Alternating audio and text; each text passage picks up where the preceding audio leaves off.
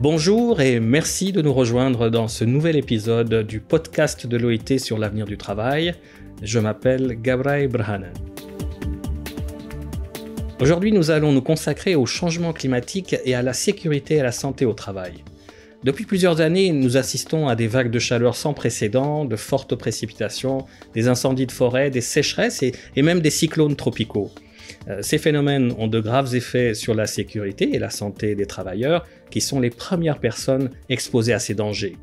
Chaque année, plus de 2,4 milliards de travailleurs sont exposés à une chaleur excessive sur leur lieu de travail, et plus d'1,6 milliard le sont également aux rayons ultraviolets.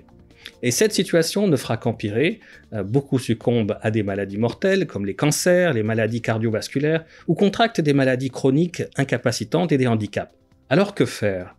Pour évoquer les défis mais aussi les solutions concrètes, nous avons le plaisir d'accueillir Manal Azi, chef d'équipe pour la sécurité et la santé au travail à l'OIT, et le docteur Aïda Lamloum, spécialiste de la sécurité et la santé au travail à l'OIT pour les pays d'Afrique du Nord et de la Corne de l'Afrique.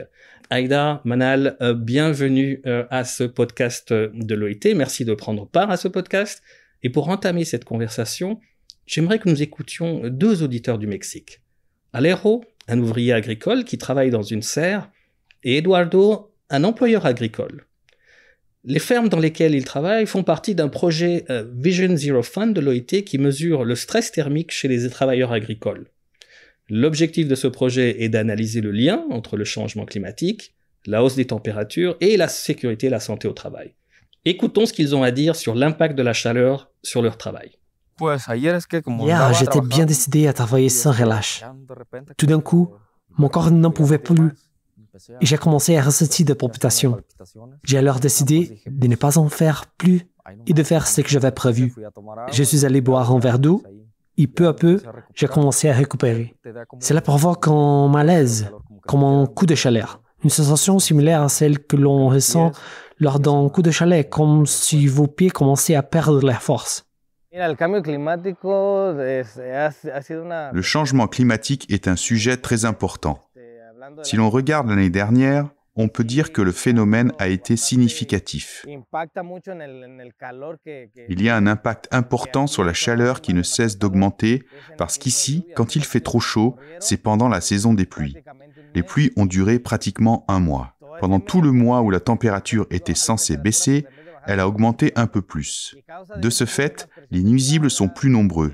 Les gens ne sont pas aussi productifs en raison d'une plus grande usure physique que ceux qui avaient été prévus.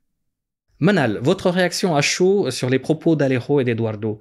J'ai aussi cité des chiffres plutôt ahurissants un peu plus tôt. Alors, quelle est l'ampleur du défi du stress thermique sur le lieu du travail ? Merci beaucoup Gabriel. C'est vrai que les témoignages d'Alejo et de Eduardo nous rappellent que le changement climatique est un problème qui est déjà là. C'est un problème qui a des répercussions profondes sur les travailleurs aujourd'hui, partout, comme Alejo et comme Eduardo. Parce on nous demande, mais pourquoi c'est un problème au travail? Pourquoi c'est un problème de santé? Voilà le problème, comme vous avez cité tout au début, que voilà, on parle des milliards de travailleurs exposés. On parle d'une hausse de 35% entre 2000 et 2020 des travailleurs qui sont exposés surtout à cette chaleur excessive. On a aujourd'hui presque 19 000 décès liés au travail et 22 millions d'accidents du travail qui sont directement liés à l'exposition à une chaleur excessive au travail. Ça, c'est sans parler des maladies chroniques comme l'insuffisance rénale chronique qui est liée à cette exposition à une chaleur excessive. On parle de plus que 26 millions de personnes qui vivent avec cette insuffisance rénale chronique. Alors voilà, c'est un vrai problème actuel qui touche beaucoup de secteurs et beaucoup de travailleurs dans le monde. D'accord. Aïda, et pour vous, quels sont les principaux problèmes de santé que les travailleurs rencontrent à cause du changement climatique ? On vient de parler de secteurs. Quels sont les secteurs qui sont les plus touchés et pourquoi ? Merci beaucoup, Gabriel. Alors, je vais peut-être commencer par les secteurs. En fait, c'est tout simplement les secteurs qui travaillent à l'extérieur. Comme l'agriculture, on peut citer la construction, les transports communs, mais pas que. Toutes les tâches travaillées qui se font à l'extérieur sont les plus exposantes. mais aussi quelques tâches qui se font à l'intérieur aussi de locaux qui sont confinés, mal ventilés, peuvent aussi renforcer l'effet du stress thermique notamment. Alors, justement, les effets sur la santé peuvent varier de la nature de l'exposition. Le changement climatique expose les travailleurs au stress thermique, mais aussi au rayonnement ultraviolet solaire, à la pollution de l'air, aux maladies transmissibles vectorielles. Et l'impact sur la santé dépendra de cette exposition. Alors, par exemple, comme a dit Manel, pour la chaleur excessive, on peut avoir des manifestations aiguës comme le coup de chaleur ou l'épuisement dû à la chaleur ou la rhabdomyolyse qui est une dégradation musculaire, mais on peut avoir aussi des manifestations chroniques qui vont de l'éruption sudorale vers les maladies cardiovasculaires, l'atteinte rénale, que ce soit aiguë ou chronique. Pour les rayonnements ultraviolets solaires, ils sont connus pour provoquer des cancers de la peau non mélanome, et on a noté que 1,6 milliard de travailleurs sont exposés chaque année au rayonnement ultraviolet, ce qui en fait notifie l'importance de cette exposition.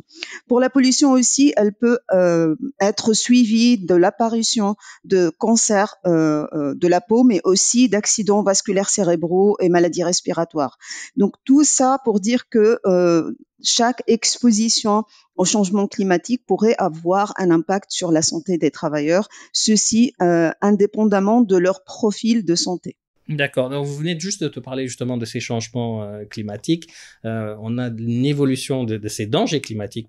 Pourquoi est-ce qu'il serait important de réévaluer notre législation actuelle ou de créer de nouvelles réglementations? Manal, est-ce que vous pouvez nous donner des exemples de politiques efficaces, par exemple?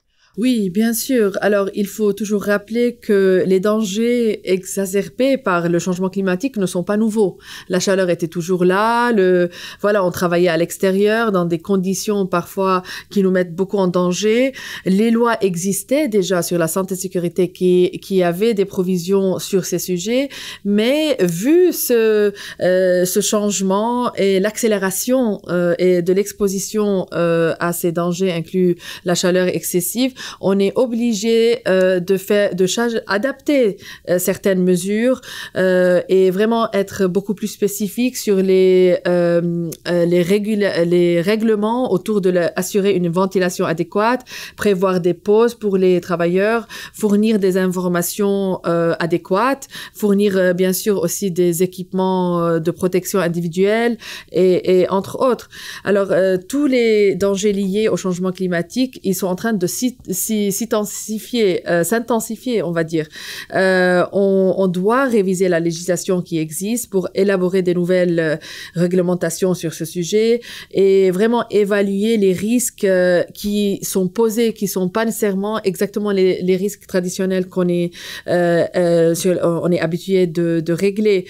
Par exemple, il faut adopter des limites d'exposition professionnelle concernant les températures maximales du travail ou limitant l'exposition aux pollutants atmosphériques, parce qu'on a bien compris que c'est pas non seulement la chaleur excessive, mais c'est aussi tous les pollutants, le UV, ultraviolet radiation, rayonnement, et tous ces différents dangers qui se mettent avec le changement climatique qui se sont exacerbés. Il faut aussi prévoir en matière de santé et sécurité, surtout prévoir une surveillance médicale régulière à titre préventif pour reconnaître les maladies associées à la chaleur et à tous les autres problèmes de pollution d'air ou la transmission vectorielle, comme elle a mentionné Aïda, et cette exposition extrême aux produits agrochimiques maintenant, parce que les saisons changent, l'agriculture et à cause du changement climatique est en train de changer, il y a beaucoup plus d'utilisation de ces produits agrochimiques, il faut encore protéger les travailleurs de cela.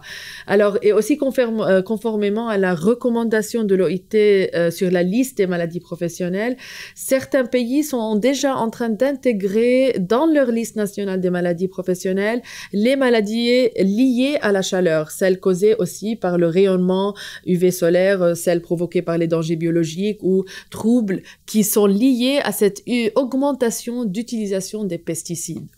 parlons un peu maintenant des travailleurs vulnérables, comme les ouvriers agricoles et ceux qui travaillent en extérieur. Aïda, quel type de mesures de protection sont nécessaires? Et puis surtout, comment ces mesures peuvent-elles être mises en place de manière efficace? Merci beaucoup. Alors pour la protection et la prévention d'une façon générale, nous aurons besoin évidemment, et tous les pays auront besoin de directives techniques qui permettent d'orienter sur comment prévenir entre autres le stress thermique et comment assurer la sécurité des travailleurs.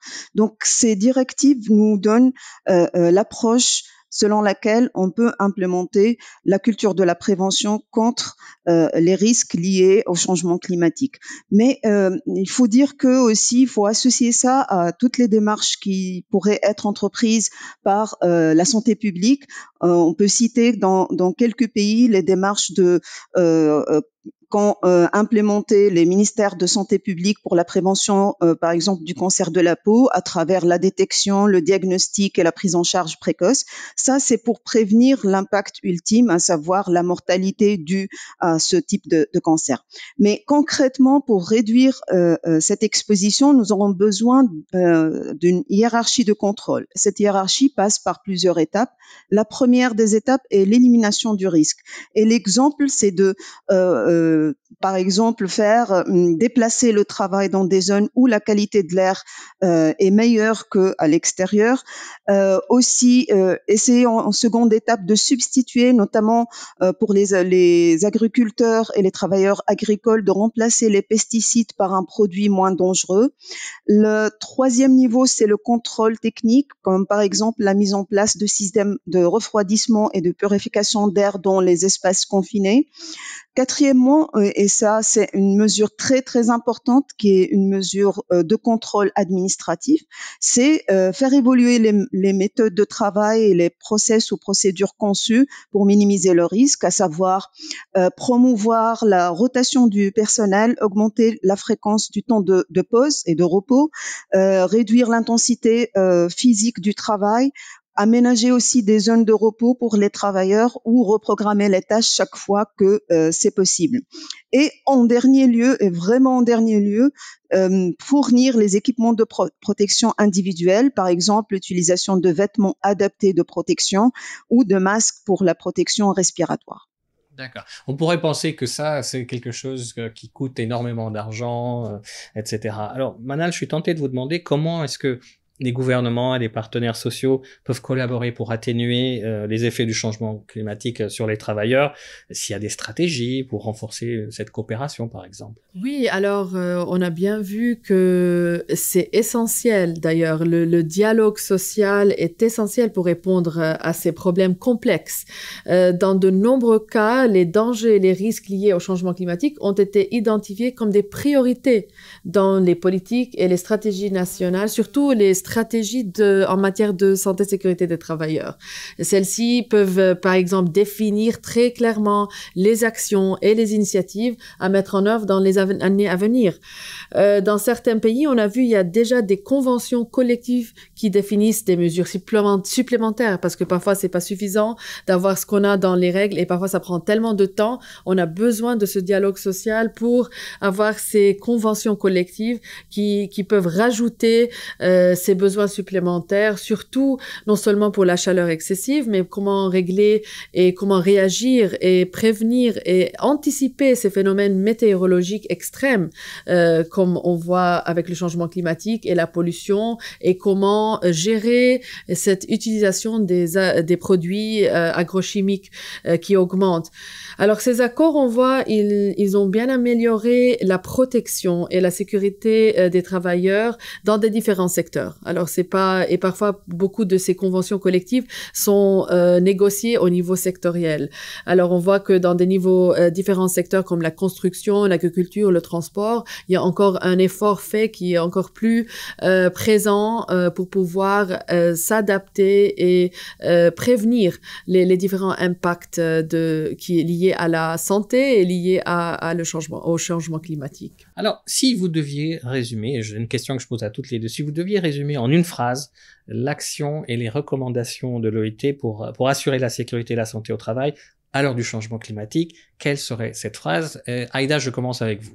Alors moi, je partirai sur un slogan qui est « œuvrons ensemble pour une meilleure protection contre les changements climatiques des travailleurs, y compris les plus vulnérables ». Manal, à vous? Oui, alors moi je dirais c'est le temps et l'action qui est nécessaire tout de suite. Je dirais le temps nous est compté, le changement est en cours et les travailleurs en subissent les conséquences maintenant. C'est pas demain, c'est maintenant. Alors nous devons agir et utiliser les outils dont nous disposons tout en nous associant à la santé publique, je crois. C'est pas quelque chose qu'on peut faire seul, à la santé publique et à la santé environnementale pour atteindre nos objectifs communs. Manal Aziz, Aïda Lamloum, merci beaucoup pour votre expertise, pour vos solutions concrètes et les recommandations à suivre. Nous avons énormément appris sur notamment l'impact du changement climatique sur les milliards de travailleurs victimes de ces températures extrêmes, de la pollution de l'air et du danger que cela représente pour leur santé. Merci encore à toutes et à tous de nous avoir rejoints sur ce podcast. Et si vous souhaitez plus d'informations sur la sécurité et la santé au travail à l'heure du changement climatique, consultez notre site web à l'adresse voices.ilo.org et j'espère que vous nous rejoindrez à nouveau lors du prochain épisode du podcast de l'OIT sur l'avenir du travail.